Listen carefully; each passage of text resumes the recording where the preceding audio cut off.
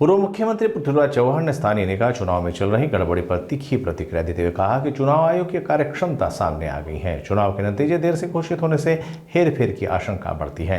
उन्होंने आरोप लगाया कि सरकार और आयोग एक दूसरे पर दोष डाल रहे हैं, जबकि अदालत में सरकार के वकील अपनी दलील ही ठीक से पेश नहीं कर पाए। चौहान ने भारतीय जनता पार्टी सरकार पर निशाना साधते हुए कहा कि पिछले 10 वर्षों से स्थानीय चुनाव नहीं हुए और जनता के अधिकार कुचले गए। साथ ही लोकतंत्र के नाम पर तानाशाही बढ़ रही है। ये बयान पूर्व मुख्यमंत्री ने एक वीडियो के माध्यम से साझा किया। आइए देखते हैं इस वीडियो की एक सविस्तर झलक। स्थानिक स्वराज्य संस्थेच्या निवडणुकीमध्ये सावळा गोंधळ चाललेला आहे।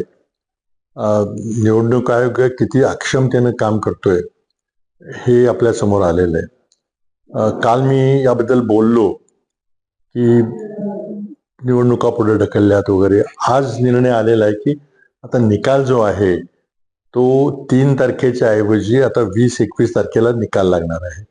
म्हणजे जवळजवळ 15-16 दिवस 17 दिवस पेट्या या कुठेतरी गोडाऊनमध्ये ठेवल्या जातील आणि पेट्यामध्ये काही घालमेल करायची असली तर सरकारला भरपूर टाइम त्यामध्ये मिळेल। या सगळ्या प्रक्रियेमुळं निवडणूक प्रक्रियेवरचा लोकांचा विश्वास उडत चाललेला आहे आणि सरकार आणि निवडणूक आयोग एकमेकावर जबाबदारी ढकलून मोकळं होत आहे। पण शेवटी कोर्टात जेव्हा केस आली होती तेव्हा सरकारच्या वकिलानं एक प्रभावीपणे बाजू मांडायला पाहिजे होती आणि मग ह्या निकाल वगैरे काही पुढे गेले नसते। पण ती बाजू मांडण्यामध्ये सरकारला अपयश आलं आणि आता निवडणूक आयोगाला दोष देऊन काही उपयोग नाही, कारण हा निकाल न्यायालयाने दिलेला आहे।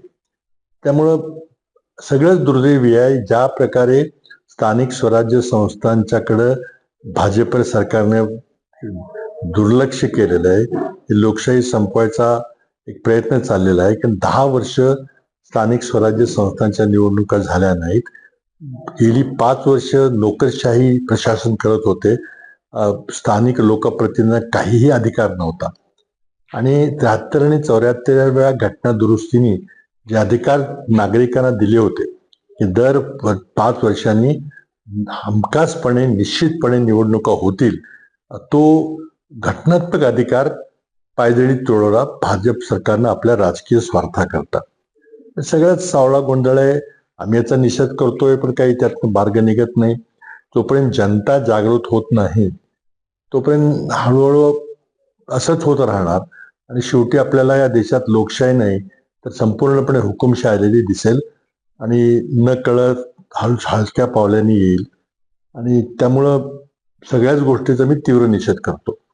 नाही, बरोबर आहे, आयोगाने चुकीचं वागलं, आयोग गलथानपणे काम केलं, केंद्र सरकारचं आयोगावर काही नियंत्रण नाही, हे सगळं मान्य आहे। पण जेव्हा कोर्टामध्ये हे प्रकरण गेलं निकाल पुढे ढकलण्याबाबतचं, तेव्हा सरकारी वकील काय झोपले होते का?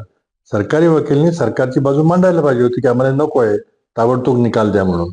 पण ते त्यांना अपयश आलं आणि त्याचा ठेकरा आता ते निवडणूक आयोगावर फोडतायत, ते काही बरोबर नाही। सगळी 100% चूक सरकारची आहे।